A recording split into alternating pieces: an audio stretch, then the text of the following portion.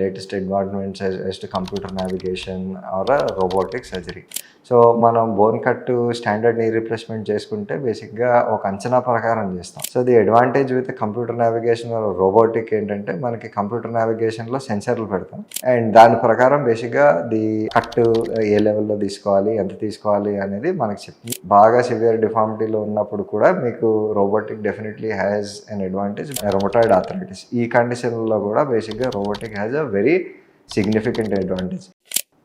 With a lot of medical advancements, nutrition and all that, what we've seen is the average age till which people lead an active life అనేది బాగా పెరిగింది. So దీంతో పాటు మనకి జీరియాటిక్ complications కూడా పెరిగాయి. So one of the major conditions that we are seeing on the increase is arthritis, especially knee arthritis. So ఈ knee arthritis వచ్చిన తర్వాత there is a lot of discussion about replacement. ఆ replacement అనేది basically standard over period of time we been using a standard knee replacement process. కానీ ఏంటంటే ఇప్పుడు a lot of people are talking about the latest advancements as to computer navigation or robotic surgery. So what are the advantages and disadvantages of each and what are the absolute necessities where we need to do a robotic surgery గురించి మాట్లాడుకుందాం. నా పేరు doctor Rahul Krishna Kanumuri, consultant orthopaedic surgeon Uni Health Clinics. చెప్పిన వాటి గురించి standard knee replacement ఏదైతే ఉందో, computer navigation ఏదైతే ఉందో ఆర్ రోబోటిక్ నీ రీప్లేస్మెంట్లు ఏదైతే ఉందో, మనకి తేడా ఏంటంటే బేసిక్గా the difference comes in the bone cut as such. So మనం bone cut standard knee replacement చేసుకుంటే బేసిక్గా ఒక అంచనా ప్రకారం చేస్తాం. సో ఇంట్రామెడ్యులరీ జిగ్ అని ఉంటుంది, ఎక్స్ట్రామెడ్యులరీ జిగ్ అని ఉంటుంది. The aim at the end of the day is to produce a knee joint that is parallel to the ground. So మనం ఫిజికల్గా దాన్ని అసెస్ చేసుకుని చేయటం జరుగుతుంది అనమాట. So the advantage with computer navigation robotic ఏంటంటే మనకి కంప్యూటర్ నావిగేషన్లో సెన్సర్లు పెడతాం. సెన్సర్లు పెట్టి కంప్యూటర్కి we show it the hip joint, the ankle joint and the knee joint. And దాని ప్రకారం బేసిక్గా కట్ ఏ లెవెల్లో తీసుకోవాలి, ఎంత తీసుకోవాలి అనేది మనకు చెప్తుంది. ఫిజికల్గా మనమే ఫ్రీ సా తోటే తీసుకుంటాం in computer navigation. In robotic ఏమవుతుందంటే ది స్టాండర్డ్ రోబోటిక్లో ప్రీ ఆపరేటివ్ సిటీ స్కాన్ అనేది తీయటం జరుగుతుంది. ఈ ప్రీ ఆపరేటివ్ సిటీ స్కాన్ మనం అప్లోడ్ చేసి దాని ప్రకారం robo itself will decide as to where the cut has to be taken. So robotic arm అనేది ఉంటుంది. ఆ రోబోటిక్ ఆర్మ్ తీసుకెళ్ళి మామూలుగా it will position itself either as to where the cut has to be taken. దాని తర్వాత ఆ robotic arm ముందుకి వెనకాలకి మాత్రం సర్జరీ తీసుకుంటాడండి. సో స్పెసిఫిక్గా రోబోటిక్ అడ్వాంటేజెస్ అనేవి మనకి ఎక్కడుంటాయి.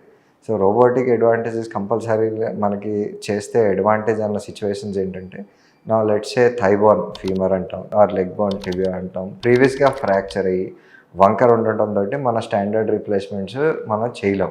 సో ఆ పేషెంట్లో రోబోటిక్ డెఫినెట్గా అడ్వాంటేజ్ ఉంటుంది. Secondly, post fracture let's say there is an implant either a rod or a plate in the femur or the thigh bone. మన స్టాండర్డ్ నీ రీప్లేస్మెంట్ చేయాలంటే బేసిక్గా ఆ ఇంప్లాంట్స్ తీసేసిన తర్వాత కానీ మనం చేయటానికి ఉండదు అది.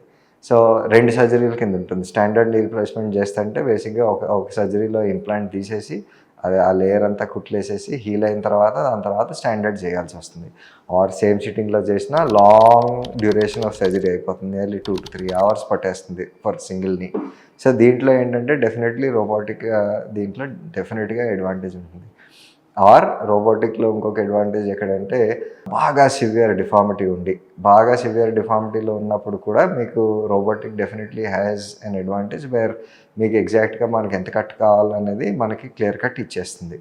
అండ్ ఫోర్త్లీ ఏంటంటే రివిజన్ రీప్లేస్మెంట్స్. మనం ఆల్రెడీ ఒక నీ రీప్లేస్మెంట్ చేసి సపోజ్ అది 20 years అయిపోయింది.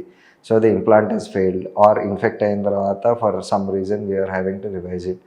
అలాంటి కండిషన్లో మనకి ఆ జాయింట్ లైన్ దీనికోసం ముందే ఎగ్జాక్ట్గా కట్ ఎక్కడ వస్తుంది ఏంటి ప్లాన్ చేసుకోవడానికి రోబోటిక్ చేయడానికి చాలా అడ్వాంటేజ్ అనేది మనకి ఉంటుంది. ఆర్ ఇన్ సమ్ కేసెస్ ఏమవుతుందంటే లిగమెంటస్ లాక్సిటీ మూలాన్ని మనం కట్ తీసిన తర్వాత పెద్ద పాలీ వేయాల్సిన అవసరం ఉంటుంది. రొమటాయిడ్ ఆర్థరైటిస్ ఈ కండిషన్లో కూడా బేసిక్గా robotic has a very significant advantage.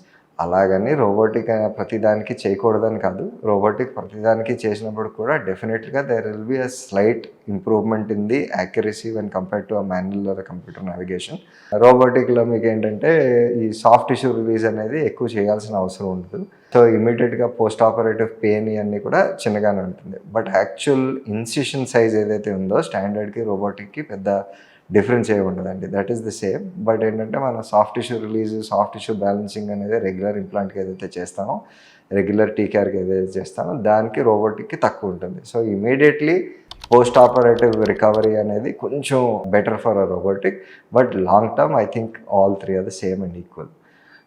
So I hope that this has helped clarify a lot of doubts that a lot of patients are having regarding the different types of knee replacements.